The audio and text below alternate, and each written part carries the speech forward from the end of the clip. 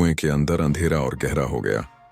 हवा में आत्मा की गूंजती हुई आवाज सुनाई दे रही थी। तू मेरे खिलाफ नहीं जीत सकता।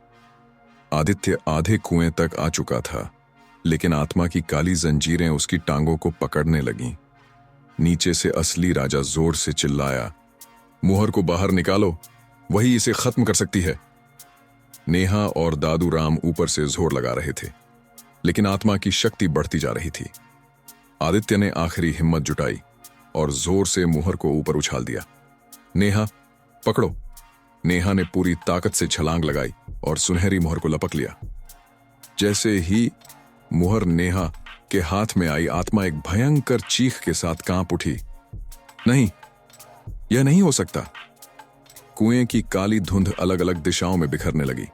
उसकी परछाई धीरे धीरे मिट रही थी। मैं हजारों साल तक जिंदा रहूंगा, कोई मुझे खत्म नहीं कर सकता। लेकिन तभी दादू राम ने जमीन से पवित्र राख उठाई और मुहर के ऊपर डाल दी। अब तेरा अंत निश्चित है, रुद्र विक्रम।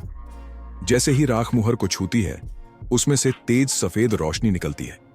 कुएं के अंदर से एक भयंकर विस्फोट हुआ।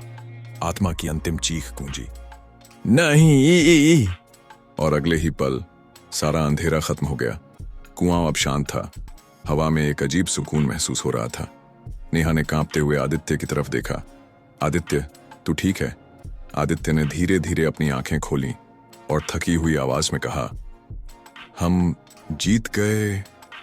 आत्मा चली गई। दादू राम ने गहरी सांस ली। राजा की आत्मा अब मुक्त हो गई। सैकड़ों सालों का शाप आज खत्म हुआ। आसमान अब साफ हो गया था।